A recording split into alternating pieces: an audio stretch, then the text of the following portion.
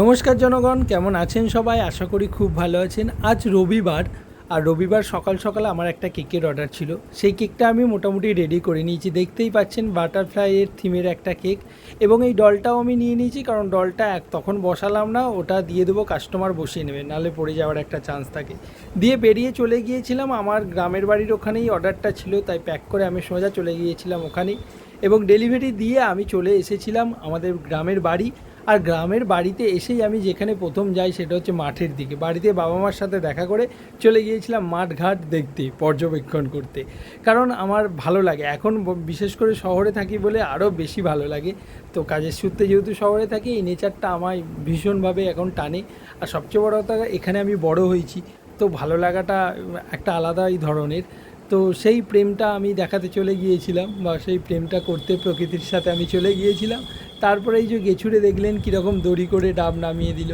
ডাব নামিয়ে দেওয়ার পরে জেঠুর ছেলে ছিল, ও আমাকে একটা ডাব কেটে দিল, তার থেকে দুর্দান্ত শাঁস ছিল আর অসম্ভব মিষ্টি।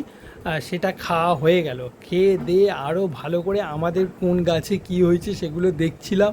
এটা আমাদের পুকুর, বাবা এখানে মাছ চাষ করে। এই যে ধান জমি হয়েছে এখানে, প্রচুর মাঠ, শুধু ধান আর ধান। দেখতেই পাচ্ছেন দিগন্ত জুড়ে ধান ধান ধান। তার সাথে কিছু কিছু আম গাছ আছে, আম হয়েছে। এটা একটা জেঠুদের সুপারি বাগান, মানে একটা দাদা করেছে। সেখান থেকে আমি চলে এলাম সোজা আমার বেডরুমে। তো বেডরুমে এসে যা হয়, ধুলো পড়ে থাকে, সেই ধুলোগুলোকে ঝেড়ে নিলাম। প্রথমেই আমি যেটা করি জানেন, যেহেতু ঘরটা বন্ধ থাকে, গিয়েই জানালাটা খুলে দিয়ে পর্দাটা সরিয়ে একটু আলো ঢুকিয়ে দিই ঘরের মধ্যে। মানে এটা আমি গিয়েই আগে প্রথমেই পর্দাটা সরাই। সরাবার পরে পুরো বিছানাটা একটু ঝেড়ে নিই, তারপর ফ্লোরটা ভালো করে ঝাড় দিয়ে নিই। সেটা হয়ে গেছে, দেখতেই পাচ্ছেন। হয়ে যাবার পর আমি একটু নিজেকে একটু দেখে নিলাম ভালো করে, বিভিন্ন রকম অ্যাঙ্গেলে। দেখার পর নিচে চলে গিয়েছিলাম, গিয়ে মা করেছিল এঁচোড়ের তরকারি, সেটা দিয়ে মুড়ি খেয়ে নিয়েছিলাম। মুড়ি টুড়ি খেয়ে সোজা চলে এলাম আবার আমার কাজের জায়গায়।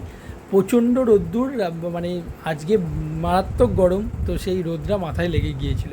পূজাকে বললাম, পূজা তাড়াতাড়ি আমাকে একটু বাতাসার জল কর।